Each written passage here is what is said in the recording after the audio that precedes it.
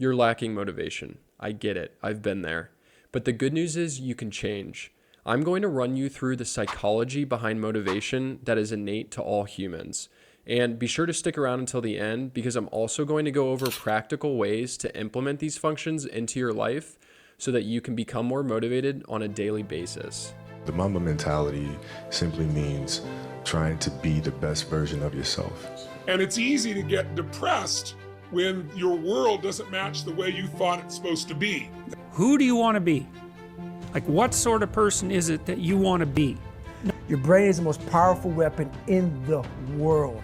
There are all kinds of tips and hacks out there for boosting motivation, but if we understand what drives us at a neurological level, we can strategically establish an environment that plays to our natural motivators. No more doing math problems at 6 a.m. to shut off your alarm. These fundamental understandings can even help to motivate those around you, whether it's a disgruntled employee or a misbehaved child. The research I'm going to be discussing originates from a theory about motivation that's been well established for several decades now. It's called the self-determination theory and was developed and popularized by two psychologists by the name of Richard Ryan and Edward Deci, starting in 1985. They called it the self-determination theory because what they found was that the bulk of our motivation comes from within us, or what they call intrinsic motivators. Although I won't be going into depth on extrinsic motivators, it's important for me to introduce them so that we can compare and contrast the two. Extrinsic motivators are ones that come from an external force or reward. Think financial incentives, validation from others, or avoiding punishment. Getting back to our intrinsic needs, Ryan and Deci grouped these into three categories I'll be sharing. The first intrinsic need is called autonomy. To put it briefly, this is our ability to make our own choices. Autonomy means that the thing you're doing is something you're doing simply because you enjoy it or get fulfillment out of it. All three motivators we'll be talking about are applicable across most domains in life, such as education, career, and sports. So let's think about autonomy from a career perspective. It's a pretty straightforward idea that you're going to be more motivated in a career that you chose for yourself because you were passionate about it rather than one you were more or less forced into or chose simply because it's a high-paying career. What's interesting is that adding extrinsic motivators into the mix typically doesn't compound our level of motivation. In fact, they often do just the opposite. Take, for example, a kid who has the potential to grow up loving the medical field and aspiring to be a doctor. But now introduce his parents who are constantly on him about getting good grades and becoming a doctor. He may actually lose his interest in becoming a physician at all. You doctor yet? No, Dad, I'm 12. Talk to me when you doctor. Even extrinsic motivators that we tend to think of as being very powerful, like money, can have this same negative effect. Rapper B.O.B. apparently learned this valuable lesson at the young age of 22 when he dropped his smash hit Airplanes. Somebody take me back to the days before this was a job, before I got paid, before it ever mattered what I had in my bank. His experience is not an uncommon one, and it's not unique to millionaire celebrities. Anyone who has gotten into a career or started a small business because it was something that they were passionate about, but then found that they were just chasing the money and losing sight of why they began that pursuit in the first place, has probably learned this same lesson. The second intrinsic motivator is competence. Competence is our ability to positively affect our outcomes through knowledge, skill, and expertise. Basically, if you think you're good at something, you're going to be more motivated to continue that pursuit. Think about it. If I teach you how to play Texas Hold'em and then I teach you how to play blackjack and you turn out to be way better at blackjack, which game are you going to be more motivated to play the next time I suggest that we play cards? I think it's important to note that you don't have to start out being competent at the thing. Because let's face it, most worthwhile endeavors are ones that are challenging and you're probably going to suck at first. Gaining competence at a steady pace, just knowing that you're improving, can be a great motivator, even if you start from a place of low competence in the beginning.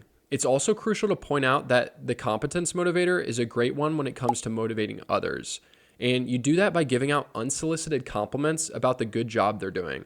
Just be careful to give out compliments centered more on effort rather than natural talent or intelligence. This is based on the concept of the locus of control, and it's a topic for another video, but basically what you should know is that we're more proud and more motivated if we achieve something out of our own sheer efforts than if we accomplish something out of luck or raw talent outside of our own doing.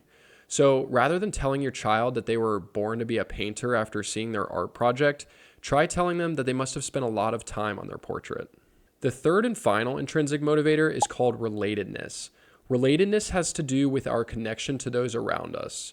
These people make us feel like we're part of a community such that we can both rely on others and feel confident that they can rely on us as well. You may be thinking the same thing I was when I first read about relatedness being an intrinsic motivator. I thought, that sure seems like an external motivator if you're basically seeking the approval of others. But I was thinking about it all wrong. It's an intrinsic motivator, first off, because it fulfills a core psychological need for connection and belonging that we're born with. We're simply wired to contribute as a member of the group. And it's important to note that while most of us do take certain actions with the intent to be externally validated, seeking the fulfillment that comes from relatedness is something else entirely. Think about it from the perspective of an anonymous charitable donation. Someone is giving away money to something they believe to be a good cause while not asking for any recognition in return. Why would anyone do this? Well, it's because they're getting self-fulfillment out of helping their community while not caring whatsoever to get the external validation that would come from having their name attached to it. Relatedness doesn't require that anyone else think we're a contributing member of the group. We just need to believe it, which is why it's an intrinsic motivation.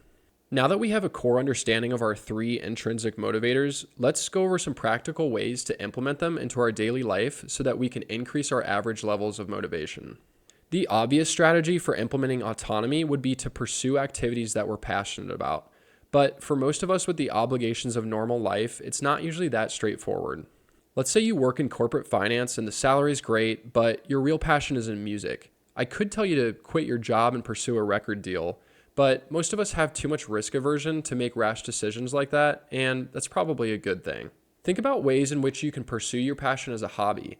Maybe you start a band with coworkers and play at open mic night on the weekends. You still get the fulfillment out of the passion of yours without the gamble of trying to make a career out of it. And when it comes to your career specifically, there are still small ways you can make your work life feel more autonomous. For example, ask your boss to be switched to the account that you're more interested in. Or maybe you're in a field that allows more flexible hours so you can work when you want to. To give you a health and fitness example, maybe you're someone who struggles to get a workout in on a regular basis. Your friend tries to drag you to Pilates, but maybe Pilates just isn't your thing. There are all kinds of ways to be active and to stay in shape. Give something like ClassPass a shot, where you get to explore different types of workouts, then you get to choose the style that you enjoy, which will boost your motivation for working out in the first place. The main thing about autonomy that you should take away is that it doesn't have to involve drastic lifestyle changes. It can have an effect by taking control over the smallest decisions in your life. Now let's talk about how to take advantage of the competence motivator. Whenever you set a goal for yourself, you should slice it up into smaller milestones. If you set a lofty goal, it can feel like you're making no progress on a day-to-day basis. Whereas when you have bite-sized milestones to hit, you give yourself more opportunity to celebrate wins and recognize that you're moving in the right direction. You should also start tracking any new habits you're trying to stick to. If your goal is to read for 30 minutes every day, print off a physical checklist and put it in a spot you'll see on a regular basis, like your bathroom mirror. Seeing a record of completed tasks can remind you that you've been successful in forming your habit and will leave you more motivated to continue to do so. We already talked about how you can use competence to motivate those around you. Just be aware it can also work in reverse.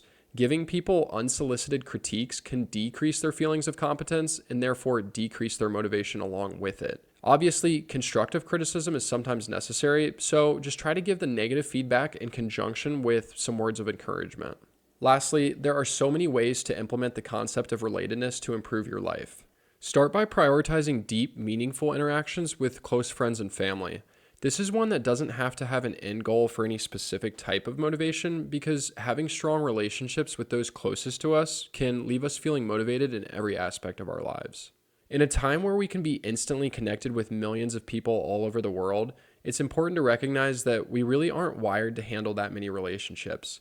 Sacrifice your time and give advice to those closest to you and expect you can get the same from them in return.